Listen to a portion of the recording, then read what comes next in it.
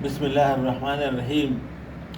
I'm Dr. Mohibullah Wazir, and the topic is the Profunda Brachii artery. Look, the Profunda Brachii artery is the first branch of the brachial artery, also called as the deep brachial artery. After originating from the brachial artery, the Profunda Brachii artery, it passes through the lower triangular space which is bounded above by the teres major and medially by the long head of triceps and laterally by the humerus. This triangular space, it passes through this triangular space along with the radial nerve and comes on the posterior surface of the humerus. Look over here, it comes on the posterior surface of the humerus and lies in the radial groove, and then it lies over here. Look, it lies in this radial groove coming from this side. It lies in the radial groove along with the radial nerve, and you see it also over here. Look, it lies over here in the radial groove between the heads of the triceps muscle, and you can see the artery and the nerve. It runs with one and along with one another in the radial groove in the posterior compartment of the arm or brachium.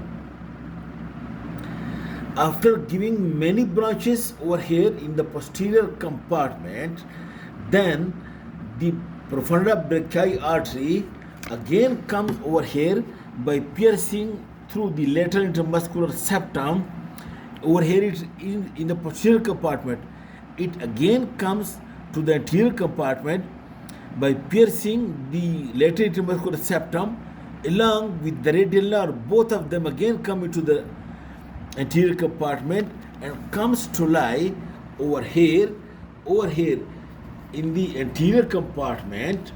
And this continuation of the Profunda Brachii artery along with the radial nerve, it is called as radial collateral artery, or also called as anterior descending artery.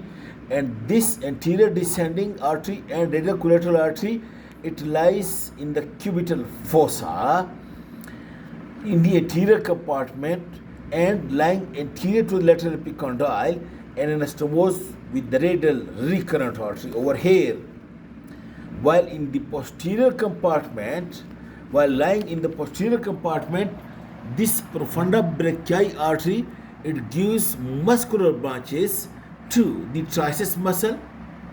It gives branch to the shoulder joint as well, and it gives branch which one branch ascends upward, and you can see it over here, and anastomose over here with the posterior circumflex humeral artery, one branch of the radial the Profunda Brachii artery, and then it gives one branch while lying in the radial groove on the posterior side, and you can see this branch which descend in the posterior compartment. You can see it over here. This branch which is called as posterior descending artery as well, and are also called as middle collateral. Okay, and this descend on the posterior side of the lateral epicondyle and anastomose over here with the recurrent interosseous artery posterior to the lateral epicondyle, and it may give one branch over here to the nutrient foramen. Then the nutrient foramen will be present on the lateral surface of the humerus. In this way, the branches are: number one, branch which ascend upward to anastomose with the posterior circumflex humeral artery, and number two, nutrient artery to the humerus, and three, muscular branches to the posterior compartment of the arm, which is to triceps muscle, and then two terminal branches.